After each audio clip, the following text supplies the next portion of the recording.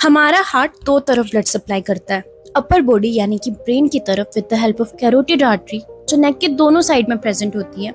ये होता है अगेंस्ट ग्रेविटी, क्योंकि ब्रेन का डायरेक्शन होता है अपवर्ड्स और ग्रेविटेशनल फोर्स हमेशा लगता है डाउनवर्ड्स। और नीचे के ऑर्गन्स को ब्लड सप्लाई होता है बाय अब्डोमिनल अयोर्टा और इसके ब्रांचेस। ये होता है विद ग्रेविटी, यानी कि in the direction of gravitational force.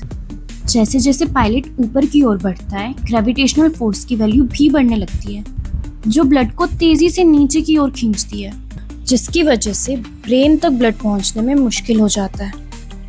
Result, vision डल होने लगती है। जी फोर्स की वैल्यू और बढ़ती है तो ग्रे आउट, यानी कि आंखों के सामने सब कुछ डल और ब्लरी हो जाता है। जी फोर्स की वैल्यू और बढ़े फिर होता है ब्लैकआउट।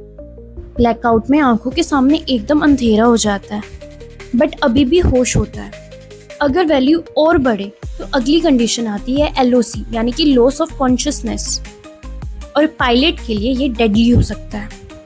इसीलिए पायलट के पास होता है जी सूट। ये सूट लोअर बॉडी जैसे कि पैर और एब्डोमेन को कंप्रेस करता है, जिससे ब्लड नीचे की ओर एक्यूमुलेट नहीं होता और ब्रेन तक सप्लाई मेंटेन रहती है।